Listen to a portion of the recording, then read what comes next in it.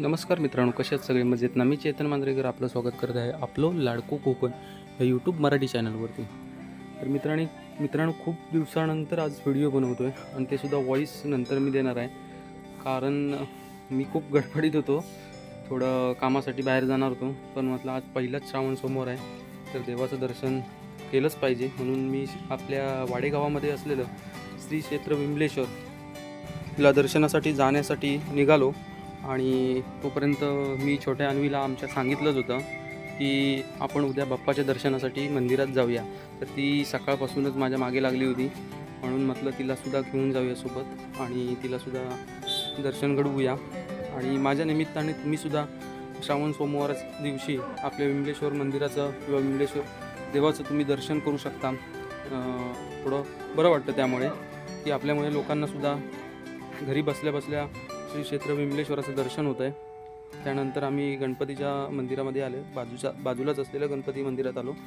तिथेसुद्धा आम्ही पाया पडलो आणि तिथून आम्ही थेट निघालो घरी. मित्रांनो, मंदिरात कुठच्याही जा, मंदिरात गेल्यानंतर मन थोडं प्रसन्न होतं, हलकं होतं. आपले जे एक आठवडाभर जे आपले रुटीन चालू असतं त्याच्यातून थोडासा एक रिलॅक्स आणि मन शांत होतं. त्यासाठी आठवड्यातनं एकदा तरी मंदिरात जायलाच पाहिजे. कुठच्याही मंदिरात जा तुम्ही, पण गेल्यानंतर प्रसन्न वाटतं. आता इथे बघा बाहेर किती मस्त वातावरण आहे आणि आजूबाजूला सगळीकडे हिरवळ आणि पाऊस थोडा थोडा पडतो आहे. श्रावण महिन्यात कोकणात आणि आपल्या देवगडमध्ये फिरण्याची मजाच काय और आहे. आणि बाहेरचा परिसर तर एवढा सुंदर आहे.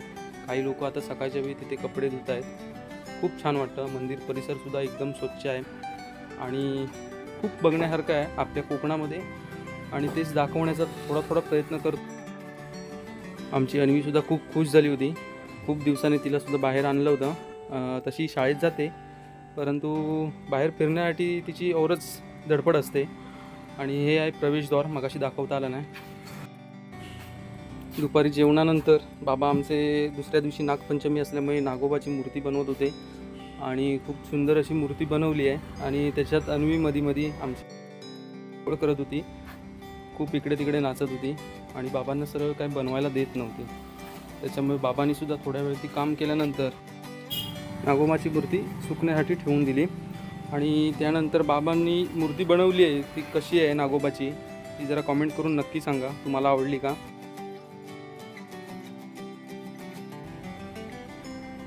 त्याच्यानंतर कलर करण्याची जबाबदारी अन्वीवरती होती आणि अन्वीने सुंदर कलर काम केलं आहे असं वाटतं आहे. तुम्हीसुद्धा नक्की कमेंट्स करून सांगा अन्वीने कलर काम कसं केलं आहे ते.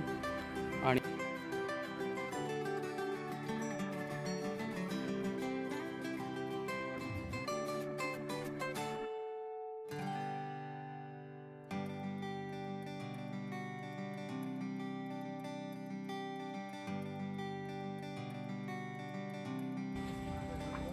त्यानंतर रात्री आम्ही बाबा आणि मी आमच्या गणपतीचा पाठ देण्यासाठी गणपतीच्या शाळेमध्ये गेलो आहे.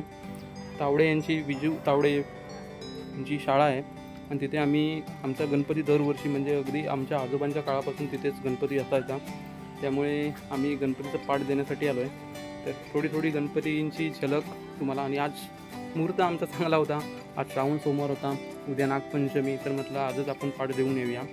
त्याच्यानंतर तुम्हाला आपल्या गणपतीची मूर्तीसुद्धा दाखवतो मी. आता आपल्या गणपतीची मूर्ती बनवून पूर्ण झाली आहे आणि आता फक्त कलर कामाचं बाकी आहे.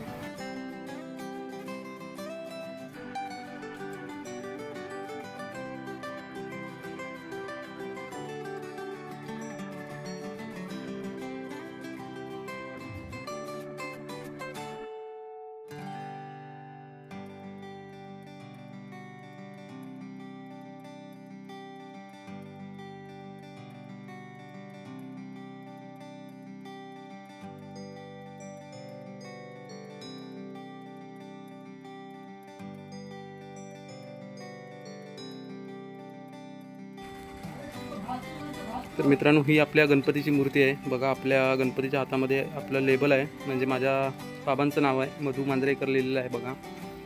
आणि आपल्या गणपतीची मूर्ती कशी आहे थोडं एकदा कॉमेंट्स करून नक्की सांगा.